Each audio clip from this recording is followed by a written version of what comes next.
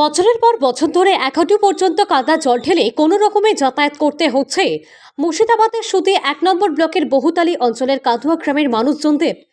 সেই দুর্ভাগ্যের হয়রানির ছবি আজ আবার ফুটে উঠল সুতি ১ নম্বর ব্লকের বহুতালী অঞ্চলের কাদুয়া গ্রামের এক ব্যক্তি মারা যান আজ সকালে।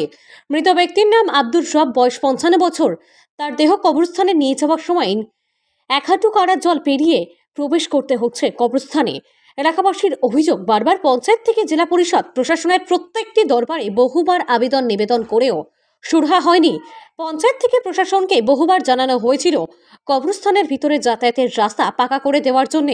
আবেদন করেও রাস্তা এখনো পর্যন্ত পাকা হয়নি বলে অভিযোগ তোলেন তারা।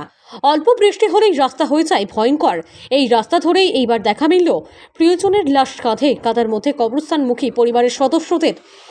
এভাবেই নিত্যদিন কবরস্থানে যাওয়ার জন্য এক হাঁটু কাদার মধ্য দিয়ে ঝুঁকির পারাপার করতে হয়।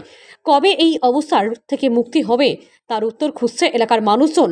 ব্যুরো রিপোর্ট, KTN ৫ গ্রাম নিউজ।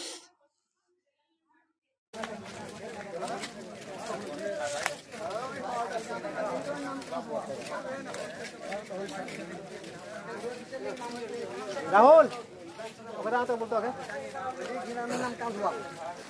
এই দেখি